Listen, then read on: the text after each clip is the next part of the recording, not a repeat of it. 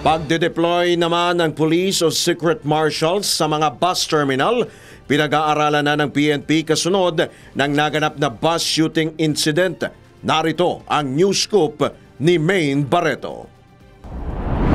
Nakahanda ang Philippine National Police o PNP na mag-deploy ng mga police o secret marshal sa mga bus terminals sa bansa. Ito ang ipinahayag ni PNP PIO Chief Colonel Jean Fajardo matapos ang insidente ng pamamaril at pagpaslang sa dalawang mag-live-in partner sa loob ng Victory Liner bus sa Barangay Minuli, Caranglan, Nueva Ecija. Ayon kay Colonel Fajardo, makikipag-ugnayan sila sa pamunuan ng mga bus terminal hinggil sa plano nilang pagde-deploy ng mga marshal upang maiwasan na maulit ang mga ganitong insidente o anumang krimen. Samantala, sinabi naman ng PNP na nagpapatuloy ang malalimang investigasyon sa nangyaring pamamaril at pamamaslang sa mag-live-in partner. Isa sa anggulo na sinisilip ng pulisya ang ginawang pagbabanta ng anak ng babaeng biktima na kinasuhan ng carnapping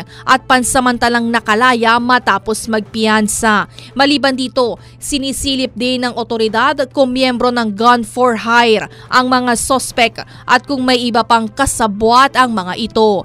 Para sa News Scoop, ako si Maine Barreto, nagbabalita ng tama, naglilingkod ng tama.